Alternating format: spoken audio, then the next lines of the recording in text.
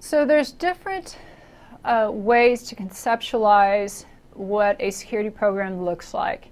And that's actually sometimes confusing to people because they'll look in different resources and have different boxes and different bubbles and different things in different places. And that's because it is conceptual to build a whole security program. But just like we talked, the first steps are understanding the business drivers, understanding the regulatory and legal requirements, there's a threat profile, and you come up with an actual strategy. And then you put it into the framework that you've decided upon, the 7799, or there's a SABSA model that's becoming more common, and you map it to what do we need within our environment. These we call the blueprints.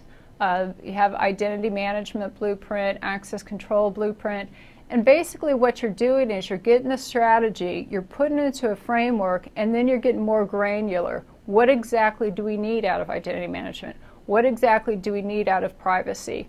And then you put it up into processes. You integrate it into the business processes themselves, and then you have metrics to be able to determine the level of success or the performance of these controls you've put in place.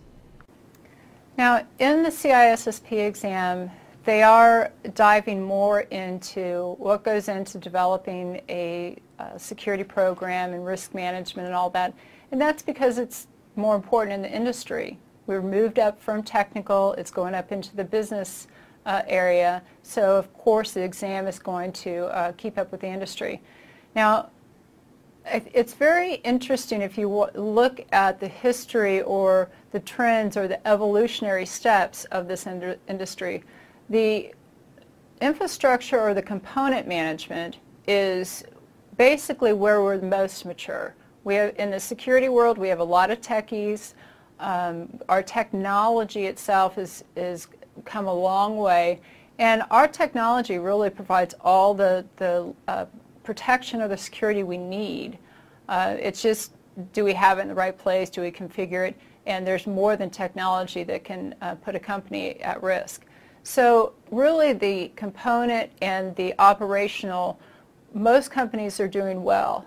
Now, where most companies are now evolving to is doing analysis and understanding what's actually going on in operations. And this is where the actual development of metrics come in.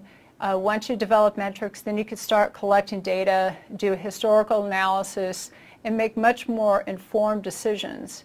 And once you get past that point and really understand what's happening in your department, your company, that's when you actually can integrate security within a business process most effectively. The reason that this is hard to do is because there's so many things that's involved with security. Just like we have 10 domains that we're going to cover, but just one domain. Just like the first domain, we're looking at all the things within risk management. We're going to look at policies. We're looking at how to develop a security program. In telecommunications, we'll be looking at all parts of the network, routers and firewalls and protocols. So it's difficult to be able to understand all of this and come up with plans to secure it. But the first problem that most people don't do is to come up with a plan. They just start.